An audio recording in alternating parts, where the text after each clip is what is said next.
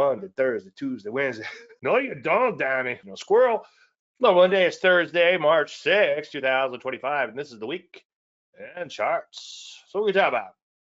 Well, obviously, before we do that, I want to thank all you guys and girls for tuning today. Appreciate you taking time out of your busy schedule to be here. Looks like we're going to start doing these at 11 Central, 12 Eastern for now. I might work on that time a little bit. Might move it to noon Central on Thursdays, just because. Well, what do they call it? The Parkinson effect. Work will expand to fit the time allowed, so it never seems like I have enough time. Anyway, thank you guys and girls for tuning today. Appreciate that. What are we talking about? Well, obviously, current market conditions. I have a lot to say about that, especially now. I know I say that every week. Questions on trading, your favorite stock and crypto picks. We'll get to the live charts here in just a few minutes. I think it's kind of fun, once again, to be looking at live charts. I look like kind of a little Gavin Newsom going on there today. Just ran to the bathroom, threw some water and gel in my hair or whatever that stuff is. Anyway, I had a lot to say about the methodology in action. I have a Russian doll set up, and I actually am thinking maybe about using a little volume. I don't know. We'll see. You know me, I'm not a big fan of volume when it comes to trading, but I have some mystery charts and some reveals and all that good stuff. And I'm going to continue my series on 25 trading resolutions. And number 25, I felt like I wanted to give it a little bit more time and flesh it out a little bit more. Again, I ran out of time. So we'll do 21 through 24 today. And obviously, if you have any questions in general on trading or anything, comments, or, there's a few things I might admit today, a little admission of guilt here and there. Actually, I will admit. And, maybe you can question me on that or question the reason I did things. I have justifications for most of it, but you'll see that in a second. Anyway, there's a disclaimer screen. As you know, you can lose money trading laws off the sum it up. All predictions are about the future. And a lot of stuff, between now and then. That's from my buddy, Greg Morris. This is all my contact information. Again, shoot a screenshot of that. If you like, you can also reach me at dave@landry.com. I answer all emails eventually.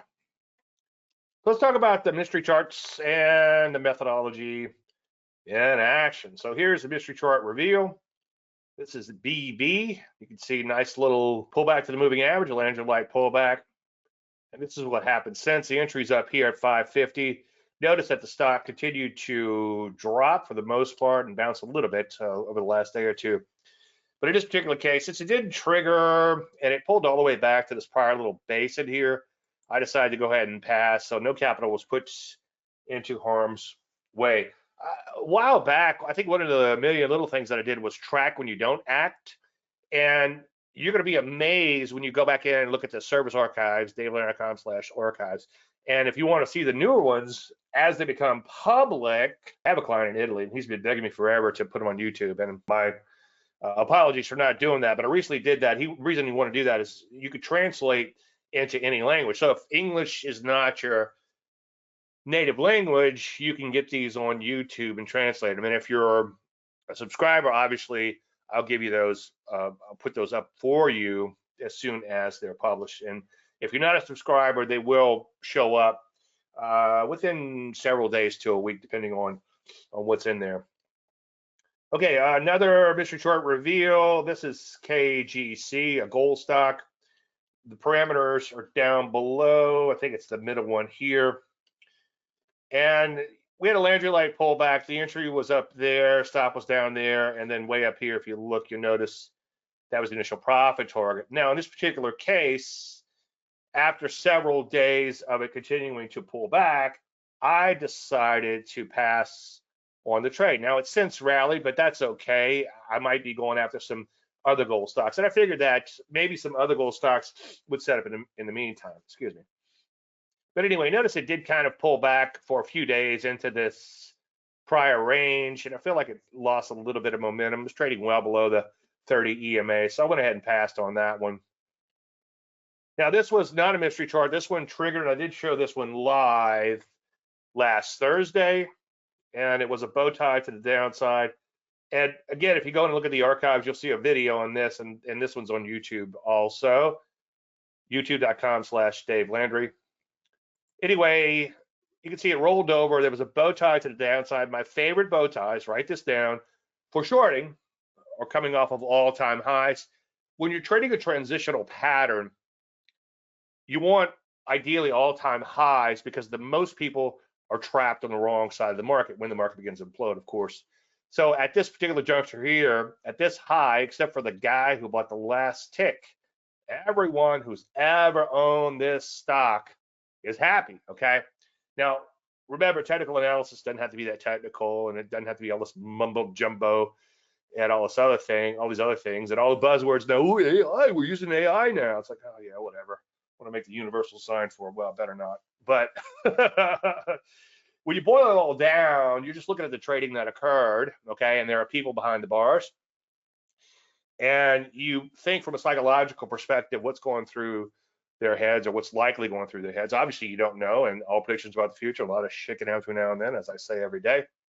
Borrowing a line again from Greg Morris.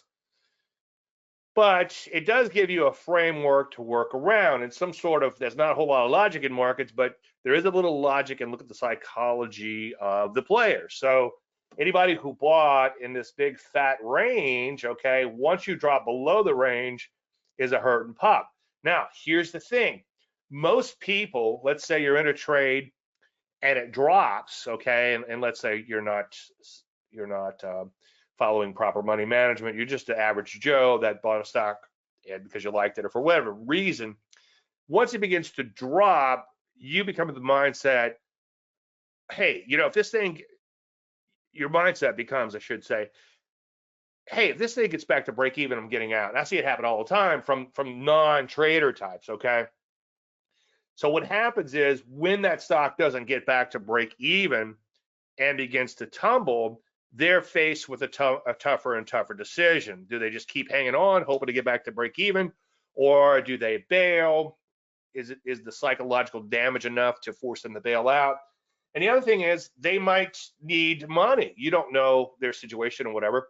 And in the needing money thing, that's kind of dovetails in what Tom McClellan's mother said a while back, a long time ago. Anyway, some people buy, paraphrasing, some people buy, everybody uses timing. Some people buy when they have money. Some people sell when they need money, and others use far more sophisticated methods.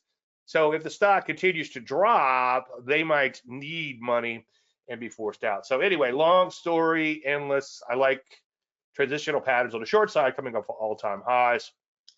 So you can see the bow ties were in uptrend, proper order. That means the 10 is greater than 20 and the 20 is greater than 30. 10 is simple, 20 is exponential, 30 is exponential. I know I hate to say this over and over again, but as soon as I don't, I'm going to get emails. Hey, Dave, what are those bow tie moving averages? Anyway, so bow tie happens, kind of looks like a bow tie, right? Where the moving averages come together and spread out, going from uptrend proper order to downtrend proper order fairly quickly. My wife was eating some spaghetti, and as I passed through the house, I'm like, oh, you're not gonna eat that sausage? I'll take it. So now I'm drinking water here. Anyway, the stop was up there, the entry was down here, and the initial profit target was way down here. And again, you can review these archives on dailylandry.com or my YouTube channel, dailylandry.com/archives, or YouTube, youtube.com/Dave Landry. But anyway, we went from uptrend proper order to downtrend proper order fairly quickly. Now, this little indicator I have on the bottom, or as I also like to call them, illustrator, just shows you whether or not you're in uptrend proper order and or downtrend or not. So here you can see the 10 is obviously well above the 20 and the 20 is above the 30. So as long as that happens, this is going to continue to count magnitude. This is in stock charts. There's a plug in there. It is free right now. I keep threatening to charge for it, and I never got around to doing that. But I might actually flip the switch on that and charge for it. So if you want it, I shouldn't be saying this. Go ahead and get it now. And tell stock charts thank you for letting me have that for free. Drop them a line. Anyway, when it goes from uptrend to downtrend fairly quickly, it suggests that the tides have changed, so to speak. Everything was pretty bullish just a few weeks ago, okay? And then now we flip back over to bearish.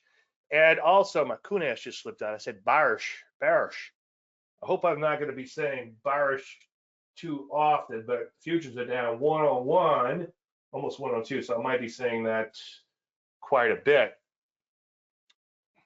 Anyway, So we flipped over to downtrend proper order, and then to complete the setup, you need a higher high and a higher low. Ideally, every now and then you get a wide range bar down, like right here, and you'll just make a higher low. Okay. Now the entry again, 23.25. Let me show you what happened and how I played it. Now I worked to follow the system, at least in my what I call my model account, which is real money, by the way, as closely as possible. I have the 100K hypothetical model, but I also take the actual trades just so I'm practicing what I preach, and I will take them across multiple accounts. In this particular case, it had what I call an entry nick. Okay, so you come in and you're like, okay, I know I need a short Carnival today, but let me just see what happens. It's like, oh, I got a trigger, and by the time I'm getting my orders ready to go, I noticed that it already began to rally. So I said, okay, two things. One, I do apply a little discretion even when I'm trying to keep it as mechanical as possible in this model account. And a little discretion would be, especially like on the long side, if you have an entry nick, okay, where it just kind of barely hits that entry. In this case, was 2 cents on the short side, obviously. But if it barely hits the entry and then comes back in, then you have a decision to make, like, okay, do I still want to go with this? Do I want to put in a little bit higher entry above that intraday high, which is a good thing to do, and wait for a re-entry, so to speak. But this particular case, I said, okay, well, let me just take a look at the options. And when you're shorting, and I know I'm opening up a can of worms here, okay, because options are incredibly complex. But when you're shorting, I would always recommend you go in and look at what the options are. And one thing I'm a big fan of is deep in the money options as a substitution for stock. So in this particular case, I'm like, okay, well, their February puts look like they're pretty cheap. 23, that's half a point below the market, or 25 cents below the market, I think, at the time. And I'm like, you know, that's okay. I think for 11 cents an option, which would be $11 total per contract, it might be worth a shot. And I have all day today being last Thursday, and Friday for this thing to move enough to make it worthwhile. Now, in a case like this, I'll use a 2 times flip out. And later in the day, it was actually down to like 2 cents. And I did do a little bad behavior here, which I would admit to. But I actually thought for a second, it's like, boy, at 2 cents, just for shits and giggles, what if I buy 10 options, I don't know, 20 bucks or 20 options at 40 bucks, and then flip them out at 4 to pay for my position. You got to be really careful when you start doing that. You can't get a little bit pregnant. And I've been guilty of that S&G type of trading quite a bit, but just be super careful when you do that. As I've said before, because I already sort of, in this particular case, I already sort of violated some rules, which I'll explain to you in a second. But since I already kind of violated some rules, it's like I didn't want to exacerbate the situation and make things even worse. So I decided on passing on that behavior. The point I was going to make is, if you are going to do that S&G kind of trading, make sure it's so small, and also infrequent, but make sure it's so small to where if you lose in the trade, like in that case, let's say I had bought 20 contracts, so that's $40 plus commissions would probably add up a little. Let's say at least 50 bucks. Then if I lose those 50 bucks, it's not going to change my lifestyle. We'll have pizza instead of steak on Friday nights, which my wife likes just as much. Anyway, so I decided not to do that extra S&G trades, but I did open up another 6 contracts at 6 cents. That was a little bit later in the day. I'm not sure exactly why I did that. I know early on when I opened this trade, and this is what might have led to the bad behavior, is I was only, and I'm just trying to figure out psychologically, I didn't take really good notes on this particular one, but another shame there.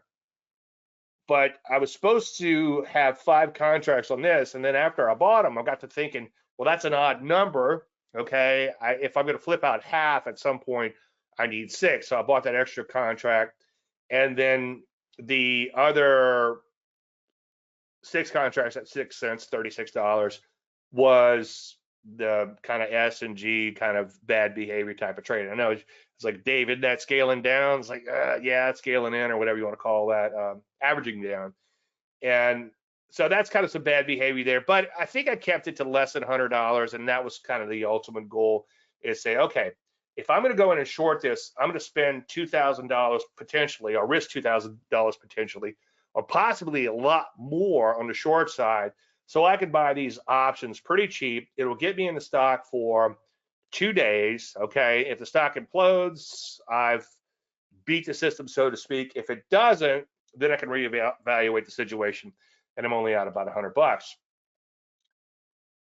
Now, what's interesting, what happened was, so those were the 23s, okay, and obviously they expired worthless. Now, going into Monday, and here's the thing you got to think about when you trading is making decisions and living with them. Life is making decisions and living with them. Deciding to eat a piece of sausage 5 minutes before I go live has me drinking a lot of water, which I don't want to do during my presentation.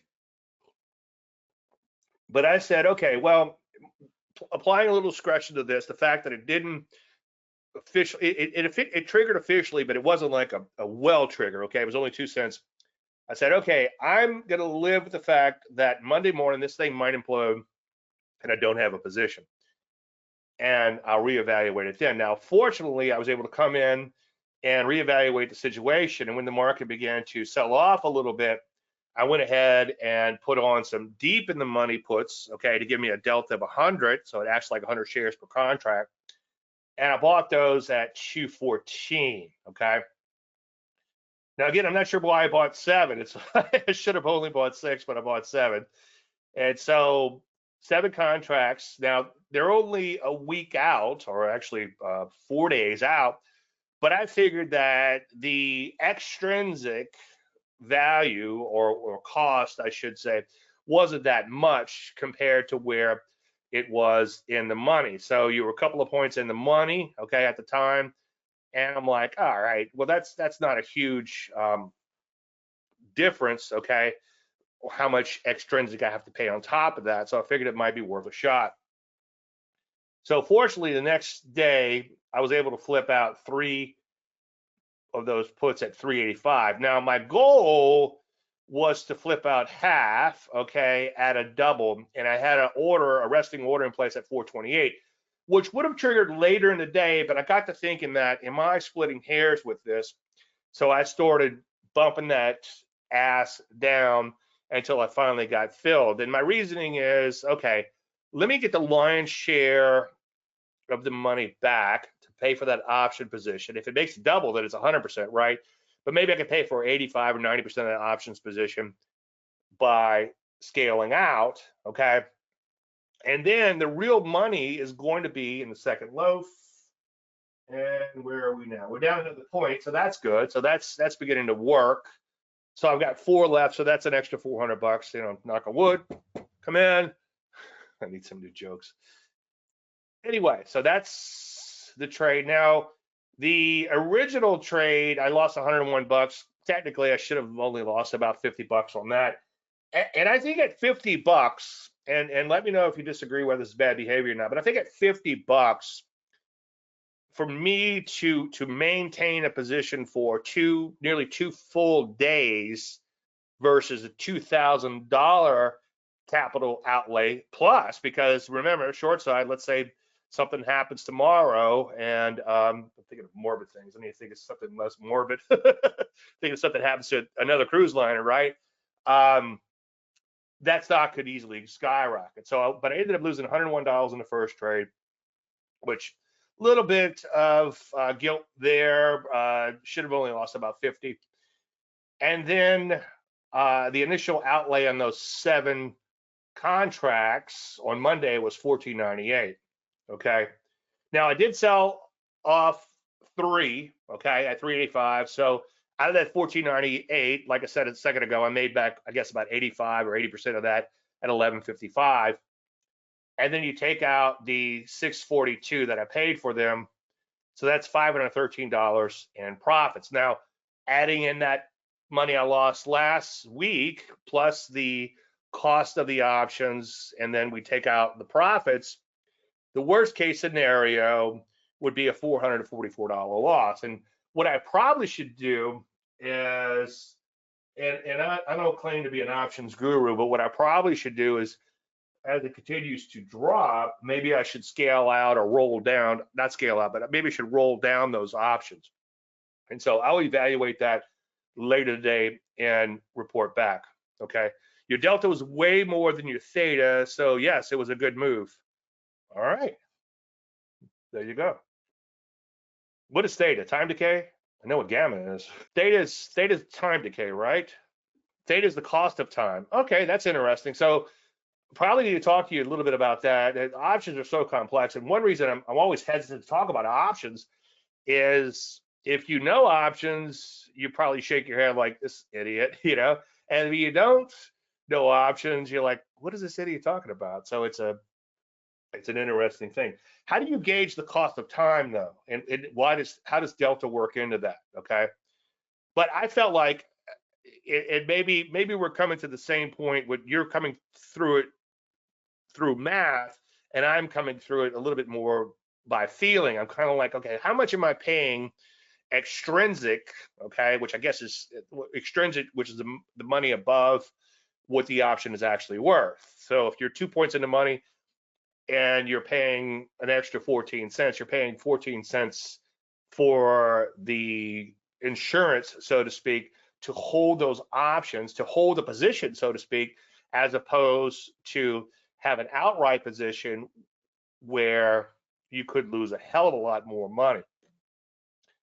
Anyway, intrinsic is the real money portion of the position. Yes, and extrinsic is the part that is what I call the fluff off, the fluff you're paying. But yeah, options get really complicated really quick. And the other thing too, it's like, okay, well, Dave, you need to use the option model. Well, I knew someone years ago who created an options model, and he ended up selling it, and he's later regretted it because he sold it under the guise that don't kill the market with this, and they killed the market. And his thinking is he made $1 billion mistake in doing that. Anyway, that's a little ancillary story. It means nothing. That's a little superfluous. What's that word? But anyway, the thing is, the point I was trying to get to is everybody has the same option model, okay? So I'm not sure that you have an advantage over the other, but if you feel like your stock picking is pretty good and you feel like it can make a move and you feel like it's worth paying that extrinsic or that fluff on the option, especially when you compare it to your outright potential risk, then it's worthwhile. It gets really complicated really fast. Okay, what happens if this market has a mother all bounces before I take some other action later today, possibly? Okay, and then that money evaporates, and then Friday the damn thing tanks, or Friday, after hours it tanks, right? And then I'm like, well, I have no position once again. So it gets really complicated really fast. Tread lightly if you're going to do this, but I would always encourage you to look at the deep in the money options as a substitution for stock. So to me, that's kind of an easy way to wrap your head around it. And I don't know the exact math on this one, how it worked out. I should have written down stock price and all the time. I might have in my trading journal. I'll look back to it next week. But let's say the option is 2 points in the money and they only want $2.14, which, if memory serves, that's what it was at the time. I'm like, you know what? 14 cents is not a lot to pay for that insurance of being able to sleep at night. Yeah, it's going to suck if I lose $1,400 and a little bit more because I did it in other accounts too, but at least I'll be able to sleep, okay? Extrinsic is a funny money portion, largely consistent of theta and implied volatility. Okay, so theta, yeah. Okay, so I see what you're saying. So theta is the amount of time, okay?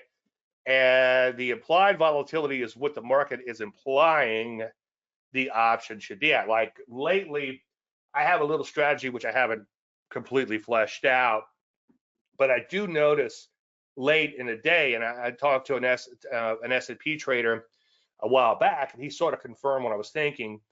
These ETFs get an imbalance in their amount of futures or amount of long or short options, or however they futures contracts, or however they play the equivalents in the S&P. So you got like the spiders or maybe these leverage funds or whatever, especially these leverage funds, I should say. I've noticed like late in the day, I call it race to the finish, a lot of these contracts will have these big moves. And it was explained to me that you get an imbalance. Now, I don't know, there's no way of knowing who's got an imbalance, but if you're a short ETF and you don't have enough futures, even if the futures are down, whatever they were earlier, 101, okay, going into the close, you have to short even more. And that's, he explained to me, that's why his futures be creamed, and they get creamed even more during those last 5 minutes, because they're forced to do those transactions. But where I was going with that was lately the implieds have been so high on the E-mini options, it's not worthwhile.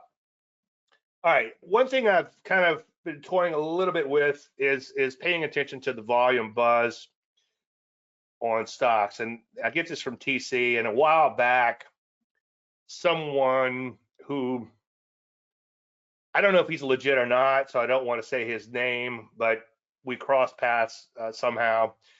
And we were talking on the phone, and he was bragging about how much money he made pre-market off of volume buzz and whatever. And I think he was using them. I don't have the software. It's a free website. I shouldn't tease you with it, but that's where he finds the stocks or whatever. And I think he uses TC for the volume buzz. So that kind of intrigued my interest into this, but I'm not admitting that I'm in the volume just yet. My problem with volume is I could take either side of the coin when it comes to volume, and you're not sure whether or not you're getting true volume. And volume makes a lot of sense if you say, okay, heavy volume stocks going up, that's a good thing. But wouldn't it mean that a lot of people are also selling? And that's kind of like the Dick Arms ease of movement. He's no longer with us, so God rest his soul, but super nice guy, by the way. But anyway, so that kind of turns everything on its head. But I have noticed that the volume buzz is kind of cool to watch, and I've been watching it in Landry 100. So I put out this post in Facebook, and I think while I was making the post, I actually got triggered into this. Now, Russian doll, just FYI, what you're doing is you've got to pull back like this or something. And this is so crazy, I don't think I would trade this outright, okay? Because it's just so damn crazy. HV of 157. Even ludicrous would say that's ludicrous, right? That's really high. S&P right now, I'm guessing it's probably 15, 16. We'll take a look at that in a second. I'll tell you exactly. But anyway, your job is to try to get in on this pullback intraday. It's almost like you're front running the daily setup, but you're just doing it for an intraday trade. Now, I remember looking at this, and I don't know how this volume buzz is calculated, but it seems to me like it was much more than 123%. Oh, wait, 191%. Okay, I'm pointing the wrong one. That's why. So you got about 200%, which I'm guessing is twice the normal volume on this, and it's beginning to rally, and the market's oversold. It's kind of like the ball being pushed underwater, right? There's a chance for it to pop back up. Now, we're not betting the farm, okay, number one. And number two, we're not trying to establish a position trade, although it can be possibly a way to get a little bit of a head start on a position trade. I'm not sure I would go in, if you were going in at, I don't know how many shares you do on this, but let's say 1,000, whatever. I don't think I'd buy a whole 1,000 shares, which probably would be too much for the stock. But anyway, I wouldn't buy that all at once if you're doing some sort of Russian doll with the attempt of turning it into a longer term trade. But this particular case, I'm like, you know what? And I think if you look at that post that I made on Facebook, you'll see. That's in the Facebook group, by the way. You do have to be at least a gold member of DaveLandry.com. And I think it's well worth it. I spent a lot of time in there talking about markets. Not that I'm the grand poobah or anything, but I've got a lot of good people in there, a lot of smart people that I get a lot of trade ideas from, one of which I'll show you in just one second. Okay, buckwheat. So here's the trades I made on that. I only did 200 shares. I just did this in a very small way. So the buy was there when it began to rally. And then what happened was the trailing stop I was using knocked me out. Now remember, I hit a buy and I got an alert that I hit the IPT, and I already had a trailing stop in there. I think it was a 1.5 point trailing stop. And I just let it go. And toward the end of the day, I'm like, or an hour or two later when I check back on it, I'm like, holy crap, I probably got 5 or 6 points in this thing. And unfortunately, I'd gotten stopped out. So evidently, it must have spiked and came right back in. So, like I said, I'm not sure exactly how that went down. I should know. So I said shame on that. Another one, admission of guilt there.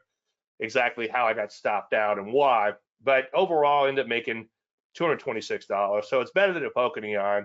And as you can see, if I would have paid a little bit better attention to what's happening, I probably would have made a heck of a lot more before it eventually stopped out. But sometimes these little Russian doll type of trades, where I call it a Russian doll because you look at a pattern inside of a pattern. Okay, so you've got the bigger picture daily pattern working for you, and maybe even a weekly pattern working for you, and then you're going in on an intraday pattern. And part of the inspiration in that was years ago. I worked with, I was helping him pick stocks, but I worked with a trader, and he would get everything behind him, daily, weekly, etc. And he'd go and he'd take, I wouldn't say a scalp, but a little bit more than a scalp in the market, an intraday trade. So he had as much behind him as possible. So that's kind of the Russian doll setup, and you are kind of front running that other setup. Anyway, I had a buy at B setup I want to follow up on. I'd forgotten to follow up on this one last week. So this is one that we have been talking about, and I don't have the slide here, but John Ross is our resident IPO expert. He's taken my stuff and done really well with it. I'm kind of blown away, and I love when people do that. Used to, like I said one time, somebody took my stuff and was trading low price stocks when the market was blowing and going. This was probably 20 years ago, and I was speaking right around that time in New Orleans, and I told the group that it felt like somebody stole my bicycle off the front porch and rode around the block, and when they got in front of my house, they popped the wheelie. Anyway, but good for them, and good for John for making this work, and he brought this up in the group. Now, remember, we have the day one rule, which states that if day one makes the high for the week, okay, then it must also close above that high. So normally with the buy at B, you would just be buying a new closing high. And by the way, less than $5, I'm pretty skeptical with IPOs when it comes to buying them, with the buy at B at least. And then more than $30, which used to be the 20, in case you've been around forever, $20 roll, now it's a $30 roll. I tend to pass on them with the buy at B. It's my, through empirical observations, it seems like that those numbers, less than 5 or more than 30, the buy at B doesn't work as well. But anyway, here we have an NCH, which is a new closing high, okay? So technically, or I should say, if day one, if let's say day two was higher than day one, like this, I don't know how it's gonna look on the camera, then this is the day two high, this is the day one high, okay? Then you no longer have to worry about that day one rule. But in this particular case, since day one set the high for the week, it has to also close above that high. So the buy was right there. Now, I didn't buy it on that day because the trigger, so to speak, was kind of marginal. It was barely above that prior high. But technically, because of the day one rule, you just need to close even a cent above this high, okay? As opposed to normally you would buy it at the new closing high, okay? So I went in on the next day and I bought 400 shares, okay, in this particular account at least. And my stop was down there at a 2-point initial profit target. And when that IPT was hit, I sold half, okay? So I had 2 points IPT, 2-point stop. Initial profit target is only half we're selling, right? And then you bring the rest of that up to break even when that happens. So you can see 829, 400 shares, 1029, 200 shares taken off, okay? Okay, now, any questions on any of that so far? You'll probably see fewer and fewer of those setups because the market is questionable at best, down 108. So here's another post. I'm back in IPUSD. It's one of the shitcoins, SHYT. And as I said last week, this is my shitcoin to Bitcoin strategy. where I take, as opposed to plugging a miner in and have it a computer miner in and have it lose money, I'm going to trade shitcoins and take a crumb off of each trade that works, obviously, and put it in Bitcoin. So $25 ended up in Bitcoin. The entry was here. In these crypto pairs, I just use a 20% initial profit target. Obviously, something like Bitcoin, 20% would be kind of crazy, but these little shit coins can move really fast, really quickly.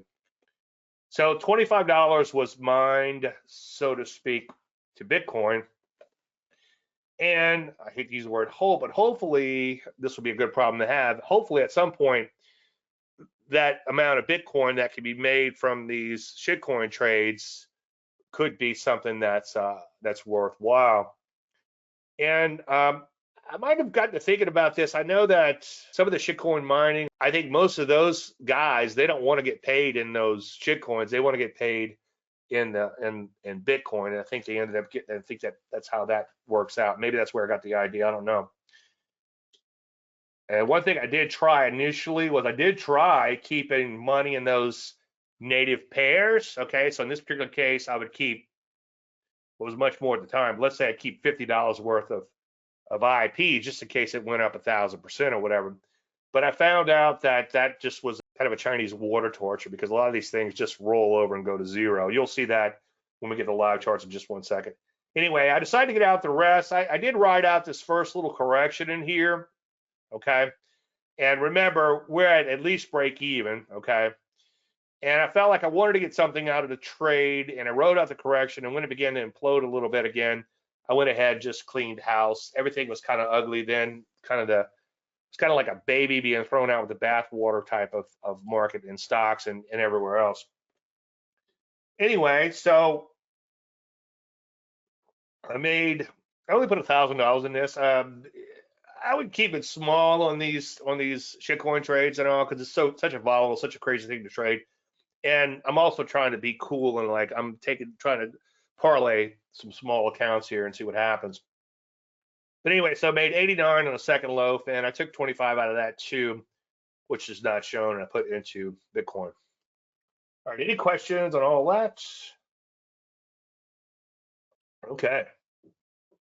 So I promise not to bore you too much with all this. Those are the rules for the TFM 10% system. And that was the last buy back there. You see the last sell was right here. Just look at these rules and that'll explain it to you. And this zone here, these zones are based on the 50-week closing high. So now, especially with this morning's weakness, we're pushing further and further into that greater than 5% zone. Jeff, who's here today, actually inspired me to put these zones in here. And his thinking is, my thinking was if a market drops 10% or more from its 50-week closing high, it could be in a lot of trouble. So that would be 5503 right now, S&Ps, round numbers. And his point is, if you're 5% or more away, then the market could be in trouble, and he likes to at least think about getting out. So the sell would be, based on the rules, a close below the 50-week moving average and 10% or more away from the 50-week closing high. Actually, the sell right here should be down here. So this is a mistake. So this sell here, my bad, should be at 5,500. So the sell in the P's would be 10%. It's it depends on how you want to look at it. Close below both the 50-week closing high and the 50-week moving average, or the greater of the two, whatever makes more sense to you. So that's wrong right there. So the sell is actually right here. Okay. When I updated the chart, it must have moved higher. So my apologies. Now, the NASDAQ, as I said quite a bit, just for shits and giggles, I bought 100 shares way back on the last trigger in April of 2023. And somebody posted earlier, or yesterday, I guess, in the Facebook group that the NASDAQ's like 100 weeks or something, or forget how many weeks above the 250-day moving average or something like that.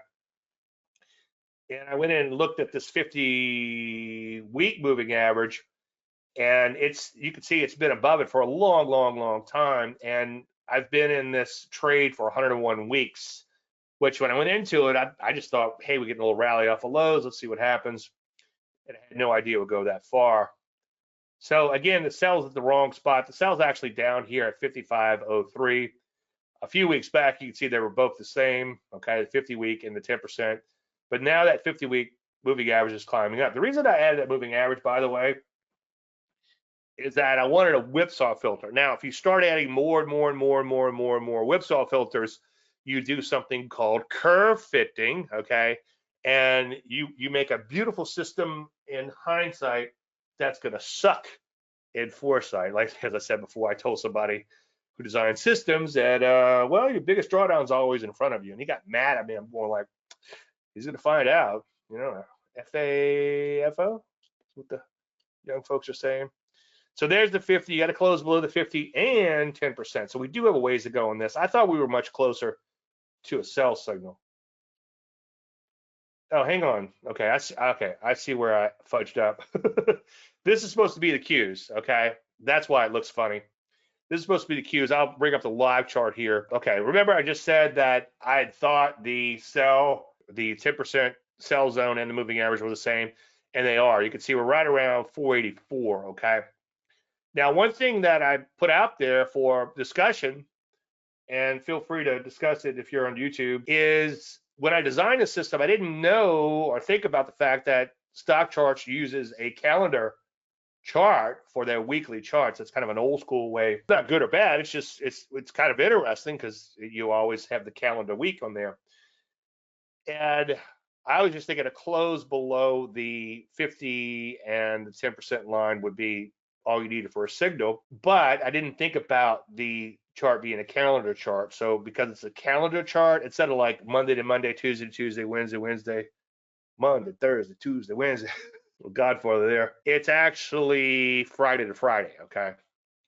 So this system can only initiate a sell signal on a Friday. I don't know if that's a flaw or not, but for now, I'm going to take it on a case-by-case basis, okay? Check back often, but for now, I'm going to stick with the original system, so I'm following the original system as it was tested. But anyway, you can see we're getting fairly close to that stop out, and when that happens, or hopefully that doesn't happen, but if that were to happen, then that would be a $5,724 haircut. Now, as I've said before, there's been times where this has had $8,000 drawdowns. So from here to here is a $5,000 plus drawdown. That's going to suck, to put it mildly. I think from here to here was an $8,000 drawdown. I'll still do okay. Don't worry about me. I'll be okay. I think overall the trade's about $15,000 if I'm stopped out, but it was up around 20. And you know, you look at the charts and you're like, oh, you kind of monetize that 20 grand, you know, like, hey, I got 20 grand on this trade. No, you don't, Danny. Landry 100. I'm just buying stocks that are making new closing highs, okay? Not every single one. I'm looking for the higher volatility stocks first, and then I'm going down. I'll give you the formulas if you want for that. It's a pretty simple formula. It's like close minus the close 50 weeks ago, and you take the percentage of that, and one would mean it's 100% of that. And so I'm buying ones, okay, 100% of the 50-week closing high. And there's no money management used other than new ones. When new ones come in, looks like we're getting hit some more. 120 on the P's. Wow. But when I find new ones I really like, it might push out some weaker ones, okay? And if they're just weak on if they're weak on their own, they'll get knocked out too. I'll kick them out of the portfolio. As I preach each week, I'm managing this portfolio like a manager would manage employees, okay? You've got 4 employees and 3 are working their ass off and one's sitting on his ass. It's like, well, who are you going to fire? You don't want to fire one of the 3 that are working thinking, well, they're going to burn out and stop working so hard. They might, but you don't know that, right? You probably want to get rid of the guy that's sitting on his butt. You don't want to keep him along thinking that maybe tomorrow he'll start working, okay? As I said, ad nauseam. Anyway, so again, all these are bought at brand new highs. These numbers are not quite as impressive as they used to be. I've taken out some ones that have gone up like 300 and 400% and then rolled back over at significantly less than that, but still a triple-digit gain. So there's only one right now, to my surprise, still a triple-digit gain. And again, they're all bought at brand new highs, and this buy was done right there. I would not advise you to do this on an individual stock basis with a small portfolio, okay? If you if you were, make sure you're buying quite a few stocks. I know we had a discussion a while back about how many would it really take to get a representative sample. I don't know how to do that math. I don't know if that math applies to the markets. Maybe it does, maybe it doesn't. But make sure if you are doing something like that, either the market is really blowing and going, and hint, right now it's not. We're down 117 on futures. So make sure that the market's blowing and going, or at least you're buying a bigger portfolio of these and you're actively managing them. So that move there, 176%, but you can see that was much, much more impressive not that long ago. There's no money management in this system. It's just proof of concept. And without boring you too much, if you go and watch last week's presentation, I reiterated all those bullet points that momentum begets momentum. Momentum ends badly. Boy, has it been ended badly lately. Some of these things are getting whacked, and I've just been taking them out. And what's going to eventually happen, I treat cash as an asset class with this experiment. So if I can't find enough stocks to give me 100, I'll start letting slots open up and they go to cash, so to speak. So 100 slots. In an ideal world, you want 100 stocks. Okay, I think I got 99 in this particular snapshot. But if the market continues to tank like it's doing, like after today, I'll probably have less than 99. Lately, I've been talking about 25 trading resolutions for 2025 and beyond. I'm glad I put that and beyond in there. I put that in years ago. But I think these are good little trading resolutions to carry throughout your trading career. And I realize it's February and I haven't got through my New Year's resolutions presentation. And it's March now, actually. There's one more I'm going to flesh out next week, but we'll get to that in just one second. I was poking around YouTube, uploading a video, whatever. I'm kind of a sucker for this clickbait kind of stuff. And there was a video about the Stoics and Seneca and Marcus Aurelius and people like that. One thing that they said that they do is they practice negative visualization. Now, as I've said before, any motivational guru worth his weight in salt will tell you that things aren't brought about by thinking about the opposite, okay? So you want to think positive, you want to be positive. In the markets, however, sometimes you need to be a little bit more skeptical, okay? The Stoics, according to this quote that was in this video, that's the video right there, Stoic Warrior Mind. I'll give them a shout out because that's where I found it. Today I will encounter people who are selfish, rude, and arrogant, but I will not let it disturb my peace. Every morning, take 30 seconds and remind yourself that you will face negativity today, but I will not let it control me. So this kind of dovetails a little bit into the morning pages, and lately I've been, probably because of my search history or something, I'm getting a lot of other things too for some reason. But I'm getting a lot of this the Stoic type of stuff and all, and people like Groggins. He's this really fit dude, is a Navy SEAL, and he'll actually record things that people say, and he'll listen to them as he runs to encourage him. And I think that's a bit much. But anyway, getting back to all this Stoic stuff, is a lot of the stuff that's coming up is the importance of starting that morning quiet, okay? Stay analog and have these thoughts and prepare yourself, get that warrior mindset for the day. And I just think that's very important. It kind of hinted to this: every morning, take 30 seconds, right? Remind yourself. So just remember that anything can happen, okay? And that kind of reminded me of negative potential, okay? And this was left in, this is one that I thought I wanted to get into. We suffer more in imagination than reality. I find that to be true through doing those morning pages, okay? A lot of stuff you worry about doesn't come true, okay? Maybe 95% of it.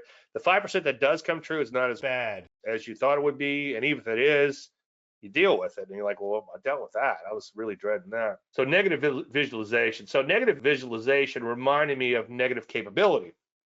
Now, negative capability, I've written quite a bit about this. I haven't made a lot of it public yet, but I'm working on all these things. it kind of reminds me of what Keats said. It struck me what quality went to form a man of achievement, especially literature, and what Shakespeare possessed so enormously. I mean, negative capability, that is, when a man is capable of being in uncertainties, mysteries, doubts, without any irritable reaching after fact and reason. So the reason I brought this up, and I'm not very eloquent today, my apologies, but the reason I brought this up is that anything can happen. All predictions are about the future. A lot of stuff can happen between now and then, right?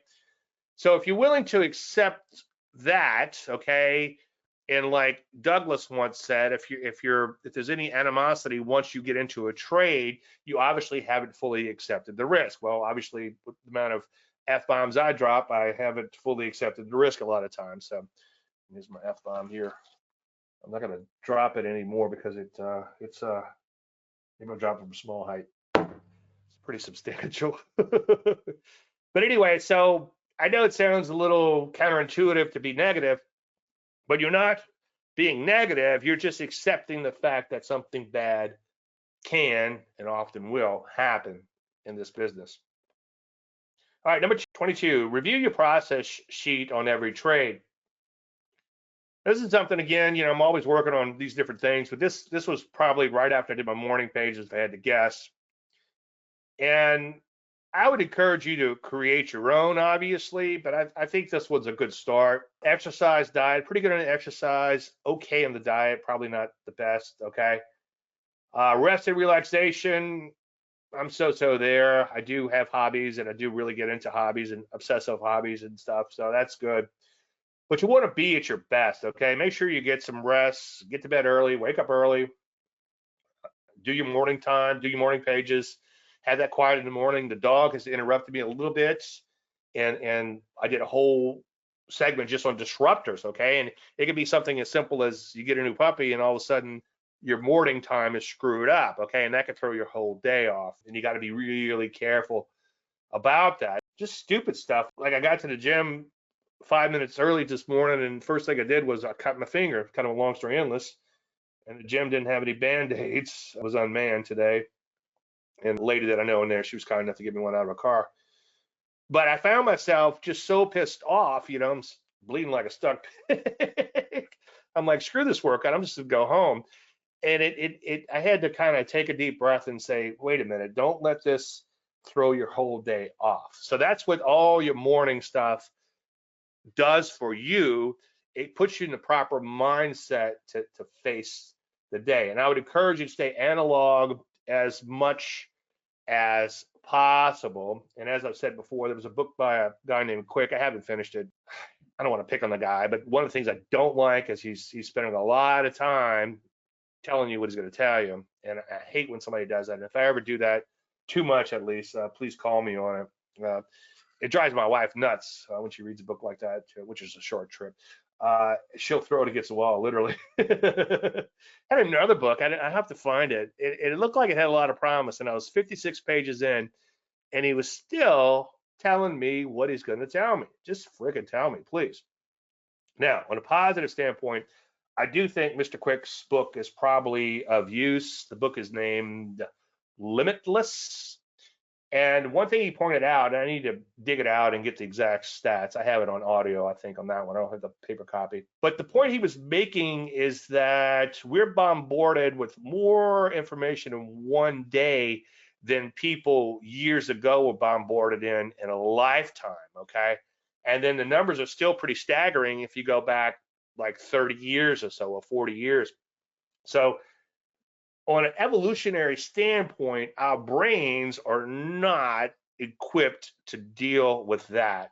So that's something you got to think about. And as I've admitted before, I've never been tested for it, but I know I have it. I have a little ADD. You probably see it in these presentations. Squirrel. My neighbor walks over every night and says that just to mess with my head. But all this information you're inundated with is not good for your brain, okay? So at the least, get up early, exercise. And I know you're thinking big days tell me exercise. Look, I rarely miss a day off at the gym because I know myself. If I miss a day, I'm gonna miss 2, gonna miss a week, gonna miss 3 weeks, and then I'm done. So I just go every day, and people are like, you're so disciplined in the gym. I'm like, no, I'm not. You don't know me. The reason I'm here is because I'm not disciplined. Anyway, so you want to pick the best trades, obviously. Pick the best, leave the rest. I know it's cliche, but it's very, very true. One thing I like to do is like, especially because I have a trading service, okay? If I pick a stock and I put in a trading service, I have to fully justify why I picked that stock, because there's a good chance that it could fail miserably, right? There's always a chance it could fail miserably. And at the least, I want to feel confident enough to where I thought this was the best, okay? And I thought it was worth a shot.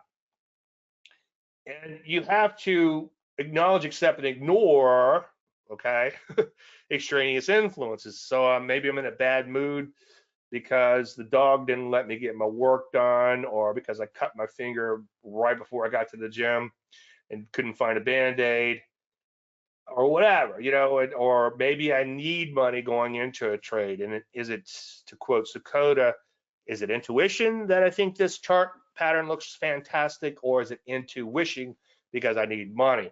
Okay. Now, ideally, you want to see what it is from a detached standpoint. Okay. Now, you might not have someone around that you can do this with, but just kind of do it out loud, because I don't have anyone around me. I mean, of course, I could do it in the forum, which I've done before, but like if I'm thinking about a trade intraday or something, I need to talk about it. I need to kind of sell it to myself out loud, but kind of take a standpoint where if you had to defend your position, especially if it failed miserably, that's kind of getting back to that negative visualization, where it's like, I'm going to take this trade, and we talked about this. And one thing with the negative, just to back up a second on the negative visualization, one thing, poking around the internet a little bit, I noticed they talked about a pre-mortem, and I didn't know that that was an actual word. I thought I invented that word. It's crazy. You think you invent something, and then you realize that somebody else has already coined the phrase or invented it. But the pre-mortem is you're kind of looking at it like you're looking at it in hindsight, like what would happen if it failed miserably. It kind of dovetails in nicely with that negative visualization. And I forget which number it was, but go in and look at my watch list under trading quick clips on YouTube, and see which one that was, where I had the do a pre-mortem every trade and flesh that out. Now, you might be wrong, okay? Negative visualization once again, okay? Accept the fact that you are discounting the future, okay? As I've shown many times, it's like you see this beautiful little setup, a little TKO type of setup, or a pullback to the moving average, the Landry pullback, or whatever. And it's accelerating higher, it's persisting higher. It's just a beautiful setup, okay? The moment you place a trade, everything from here that way, okay, is completely known. Everything from here that way is completely unknown. And again, not to beat the dead horse, but a lot of shit can happen between now and then. Now, we haven't taken the trade yet, so you want to obviously plan the trade and trade the plan. That's cliche, but you have to do it. Now, where's your protective stop? Where's your trailing stop? Or you're going to use a little bit of discretion, like if it just barely triggers and comes back in, like the CCL, are you going to take the trade or not? If you know where your entry is and your protective stop, then your initial profit target is just a mathematical calculation. Now, here's the hard part. Again, like I said, life and trading is making decisions and living with them. So that's the hard part, is living with your decisions. Now, as I said 1,000 times, and I call this foresight and hindsight. So let's say you take a trade, it fails miserably. How many of us, and raise your hand, and I know everybody here should probably raise their hand, right? But how many of us have taken a trade, and when we stop at a loss, drop an F-bomb, right? Which is okay. And then say, I knew I shouldn't have taken that trade. Well, if you knew you shouldn't have taken that trade, and I'm guilty, believe me, why did you take it? Okay, so that's where the pre-mortem kind of comes in. Okay, if it fails miserably, and then negative visualization, okay, negative capability, that all these things come in, it's like, okay, you don't want to end up in that foresight and hindsight situation, because you knew if you ever lose on a trade and say, I knew I should have taken it, then obviously you shouldn't have taken it. Okay. Now, don't tell yourself that if you really thought it was a good setup. If you look back to your trading journal or whatever, or your plan, and you had it all planned out and it all looked good, then don't beat yourself up. Again, shit happens. I guess that'll be the title of this video. So here's you're gonna limit your decisions and document the outcome. Okay. So if it's a positive outcome, was it because of skill? Was the setup? And believe me, it does take a little while to separate skill from luck, or luck from skill, but it can be done. And Andy Duke talks a lot about that. Brian said that's never happened to me. Smiley face. With you on that, Brian. But Andy Duke talks a lot about luck from skill, and bad poker players, which could also be traders, when they lose, they blame it on bad luck. Okay. And when they win, they always claim it was skill, when a lot of times maybe they just got lucky. Okay. And who's the Phil? Always forget his name. It's one of the Phils. It's the black Phil, not the white Phil. But anyway, the black Phil is more that negative visualization and kind of introspective from a little bit of a negative standpoint. Like, oh man, that third hand and that fourth game, boy, I really blew that, even though he won the whole tournament. Whereas the other Phil H, is, yeah, hey, my God, look at me. But you really have to work hard to separate the luck from skill. And getting back to I knew I should have taken that trade. I think the point of true enlightenment, or at least one of the aspects, is when you're looking at a trade and you made money on it and you say, boy, I sure got lucky on that one. What was I thinking? That's okay. Okay. If you think I just got lucky and made money, you're okay. All right. But if it truly was skill, then congratulations. If you got lucky, especially if you're not willing to admit that you got lucky, you think it's just skill, okay, then be better. Andy Duke's book was Thinking in Bets, which was a good one.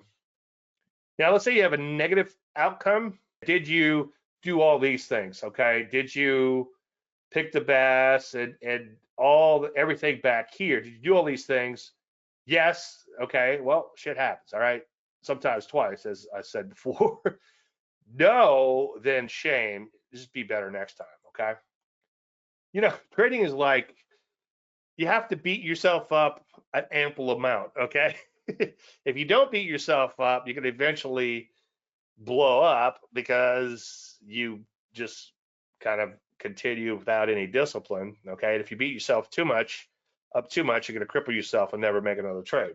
Now, this one sounds a little self-serving, but I think what you need to do is start your own. So number 23, watch the Million Little Things series and start your own. And one of you guys in here said, I can't wait till you make a list of these things. And that'd be great. That's a great idea. So I made a playlist on YouTube, youtube.com/Dave Landry. And there's a playlist. And we're going to get back to the series over the next few weeks, likely. And as I've said 1,000 times, everybody thinks the switch is going to flip like bam, and all of a sudden, hey, I'm a trader now, right? Well, that's not how it works, Beatrice. That's not how any of this works, right? It's actually a million little things. And I'm just kind of looking at these again for the first time in a while, if that's a saying. It's like seeing them for the first time, and I think I need to rewatch a few of these myself. But like right here, okay, this is kind of the thing we've been talking about with the resolutions all this time for the last several months. Take the trade failed miserably test, okay? I should say take that, so I need to fix that. But okay, so if this trade failed miserably that you're getting ready to take, it looks so damn good that you'd be stupid not to take it, okay? So it's just tiny, tiny little things. And I would encourage you to start your own. And this series has really been a godsend for me. It made me realize how many little things and how hard trading can be if you're not really, really on top of these little things. And a few days ago, with the market, I've been trying to back off, trying to not get sucked into the flickering ticks over here. But it's been so crazy lately. I've been stepping in small size, doing a few little things. And it was yesterday or day before. It was day before. I put in, just small size, some ETFs here and there, and everything worked swimmingly. And then I got a fill while I was at lunch on another one. Okay. and I kind of forgot about that one. So all the money I made because I was at lunch and I wasn't in here to come, it's like, oh, I'll put in a stop later or whatever. I should have put the fork down, hid the plate from the dog, came in here, and placed a trade. But I end up losing. I haven't added up. I don't want to add it up. But I think I lost more on that one trade because I wasn't paying attention than I did on all the other ones combined. It was like 4 or 5 trades. They were all doing swimmingly, doing great. I was feeling pretty good. So, yeah, let's go eat, And that one damn trade. So it's kind of like, you could do fantastic, but if you screw up on one trade, it could erase a lot of other trades. So you really, really have to be on top of your game in this game. Again, I'm not being vain. I think you should start your own. So this has been really a godsend for me, just being cognizant of all these things. All right, number 24, avoid just this once trades, okay? And it's second cousin, but it was working so well, But to stay focused on this, a lot of times you're kind of thinking like, well, just this once I'm going to take this trade, okay? Now, knowing what to do is fairly easy after you have a little bit of experience, right? And it doesn't take a lot of experience, believe it or not. If you take, it doesn't have to be my pattern, but since I'm talking, take like Landry light pullbacks and study those, find 100 examples through a variety of conditions, find some that works, some that didn't, find beautiful setups that failed miserably. Okay, there's that negative thing again, right? But it can be a positive in the long term. And get a feel for it and just focus on that until you're successful at that and then move on. You're welcome. My work is done. Where's a mic? I need a fake mic to drop. I've broken mics by dropping them. But anyway, knowing what to do is fairly easy, especially with a little experience. And if you don't know what to do, ask yourself, if I knew what to do, what would that be? Now, just this once trade, and believe me, I'm guilty, okay? So a lot of these webinars are admission of guilt.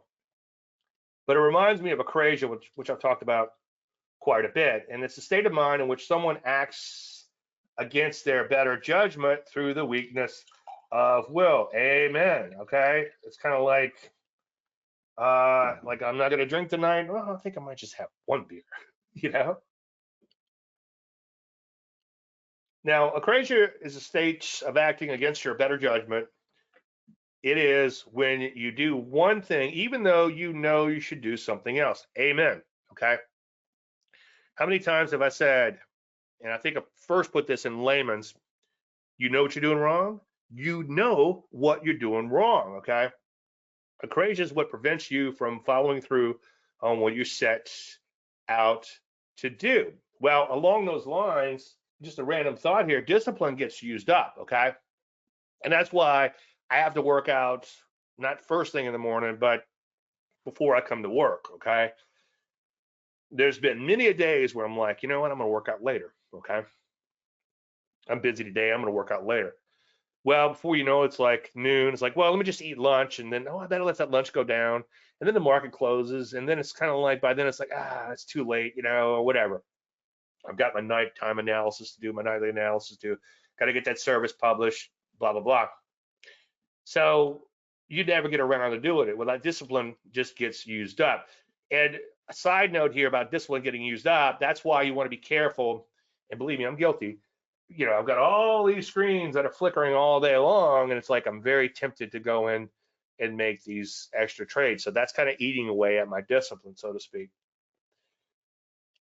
Now, time and consistency means that you want that immediate gratification versus the long-term goal, okay? And in our society, that's tough, okay? Because we live in this so-called microwave society. A blockbuster video is out of business, okay? Why? Well, because people could just get a movie much more quickly off the streaming services or whatever, Now, immediate gratification is tangible and rewarding, but it does come with a long-term cost. You eating bad foods, or if you go do something more fun, than going to the gym, right? You get that immediate dopamine hit, or however you want to look at it, but it does come with a long-term cost, obviously. Now, I always get this one mixed up, so I had to Google it one more time. I don't know if it's Thinking Fast and Slow. It's in a lot of these behavioral science type of books. But we have this time and consistency where, like, if somebody offered you $500 today or $505 tomorrow, most people would take $500 today. Now, if somebody offered you $500 a year from now, or $500 and $505 a year and a day from now, most people would take the $505. It's still the time is the same. It's one day, $5, but the way people look at it, it's much differently. I would take the $500 today, probably. Now, again, kind of dovetailing back to the microwave society, modern pressure. We're all looking for instant success. Nobody has any patience anymore. It's like we all want everything to load quickly, to happen quickly. And all of this, I think all this bombarding with all this other things is making our brains stupider. And it's making us, it's creating ADD and creating all these other problems, which lead to this acrasia and time inconsistency. And these easy money gurus aren't helping. And this is an old slide that I found while working on this presentation. I was digging through old slides trying to find acrasia. And it seems like lately there's a new it's weird. It's like they went through a cycle. There was these, I was just getting inundated with these ads, and this firm got sued by the government for 120 something million dollars or whatever. And it seemed like that kind of put the lid on these guys for a while. It was kind of nice. And then all of a sudden they're back with a vengeance. So, and then I also click on them just to I purposely want to see them come up in my YouTube feed so I could see what these people are doing. And it's amazing. And how they're not in prison is also amazing. All right. I know I kind of went off on off the rails there. Any questions or thoughts on all that? All right, let's shift here, go to crypto, and then we'll hop into which I guess is kind of going to be the elephant in the room, stocks, right? Let's hop over here. Okay.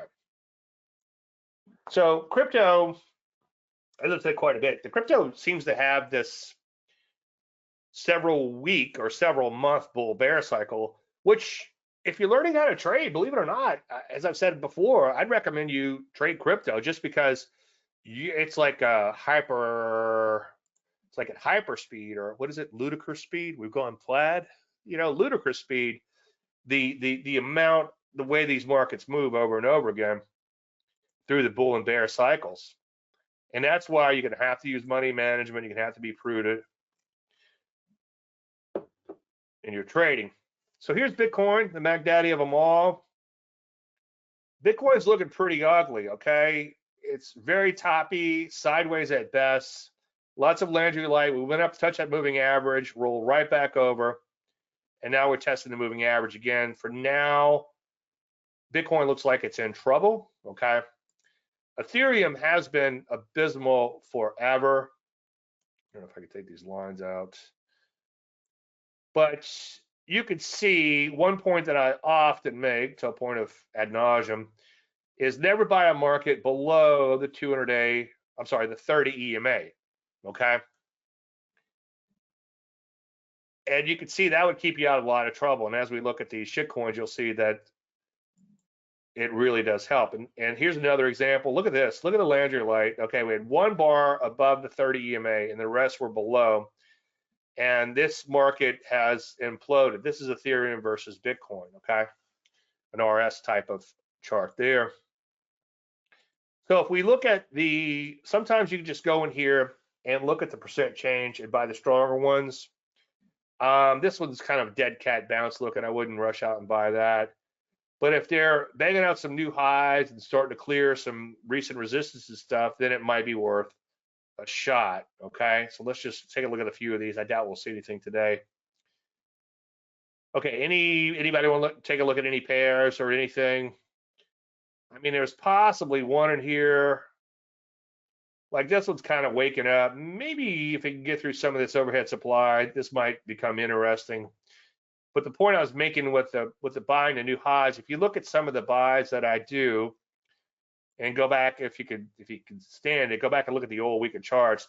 Like this initial IP, I bought this breakout back here. Now I'm not a breakout trader, but in crypto, because when crypto's in a bull market, which is get ready, it's going to happen in about 3 weeks probably, you can go in and buy these stronger ones. Okay, any pairs you guys want to take a look at? Going once, going twice, and then we'll shift gears and get to stocks. All right. All right, let's take a look at stocks.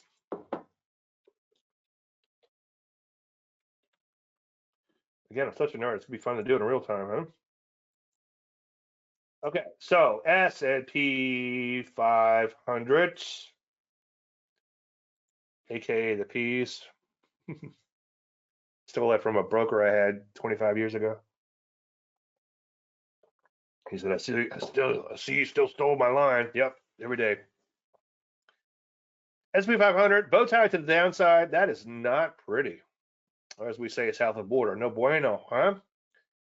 So we're down hard today, 1.5%. Futures 92, so a little bit of a bounce. I wouldn't rush out and buy them just yet. Don't catch that falling knife. But anyway, so this is ugly. We've broken down below the range, and it's always bad when a market breaks out to all-time highs from a range and then takes out the bottom of its range, okay?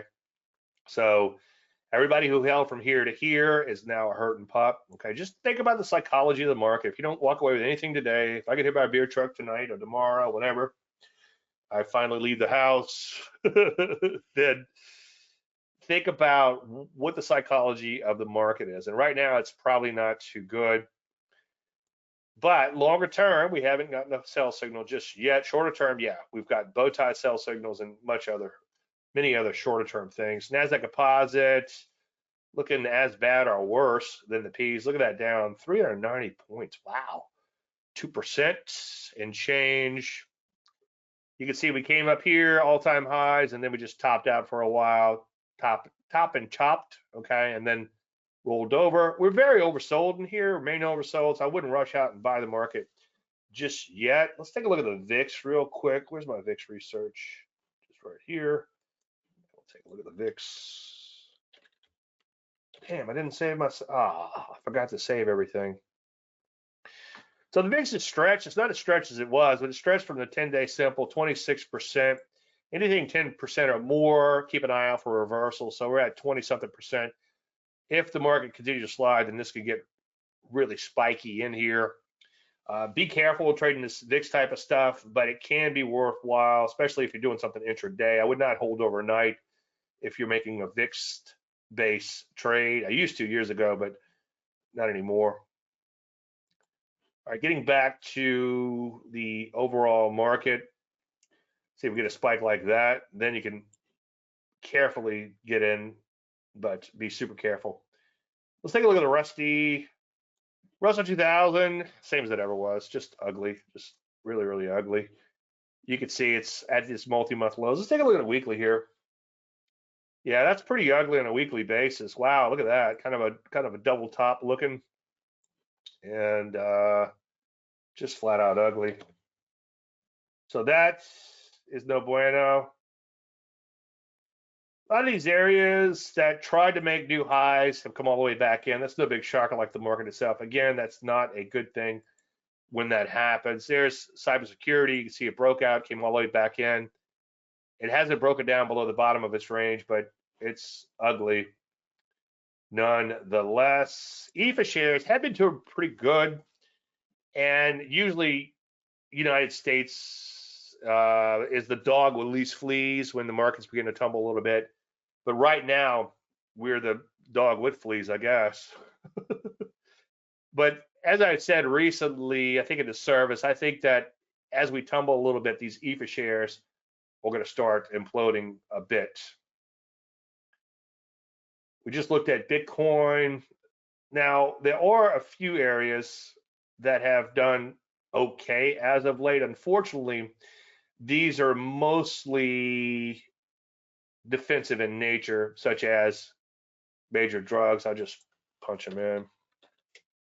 So you can see major drugs, kind of nice bottoming type of action, bow tie. I prefer if this was coming off of like major lows, but you can't argue with the fact that major drugs have been headed higher. There's a few other areas like health services that have been doing okay, kind of bottoming out. But again, these are defensive areas. Foods have been doing okay as of late for the most part, but that's a defensive area. Kind of hard to get excited about just those few areas rallying. Not that we might not take not that we won't take a trade in those areas, but just not a whole lot to get excited about. Where's my foods? Speaking of foods, my stomach is growling. Maybe it's a good thing I ate that sausage the way in here. Let's see. Oh, here's food and beverage. Here we go. You can see foods again. Another one of these defensive type of areas that are doing okay. Now back to the downside. Take a look at like the transports, not so hot. Take a look at jets, which had been doing really well. Look at the bow tie here, okay? And then the trigger would be, depends on if you take a higher low trigger or a higher low slash also a 1 bar pullback trade. So that the entry would have been right around there. So that's fairly ugly. That's not looking good. Banks haven't been doing so hot. There's regionals. You can see banging out new lows with a bit of vigor. Mags, it was cool. Mags for a while. They were the prior leaders, and then they were the new leaders once again, and now stick a fork in them at least for now. They're done. Let's take a look at a couple other areas in here. It's not pretty, so there's really nothing to get too excited about. But let's take a look at the semiconductors. Semiconductors, a bit of a bummer. We had that gap down on that AI. I think it was a BS announcement, but hey, it is what it is, right? If the market drops 10%, who cares what caused it, right? Or what is attributed to it, to the slide. By the way, if you have any individual stocks you want me to look at, please start typing them in now, okay? Anyway, we all but closed that gap, and I was pretty excited about the semis coming back. I wasn't going to rush out and buy them, as I've preached ad nauseum, unless they started banging out some new highs. But I was very encouraged that we closed the gap. Unfortunately, we rolled right back over. And right now, we're right here at multi-month lows. Okay, so stock market looking pretty ugly. Let's take a look at bonds. And we'll take a look at gold, and then I'll wrap this up. Again, if you have any stock picks, please let me know now. Bonds look like they're trying to bottom out. Thank God, right? At least something might be trying to bottom. So that would be a good thing. Obviously, if bonds bottom out, that means that rates are coming down. Gold, the commodity, has been doing really well. One of the few areas that's doing good. You can see we're not too far from these brand new highs, and gold stocks have been waking up a little bit too, today notwithstanding.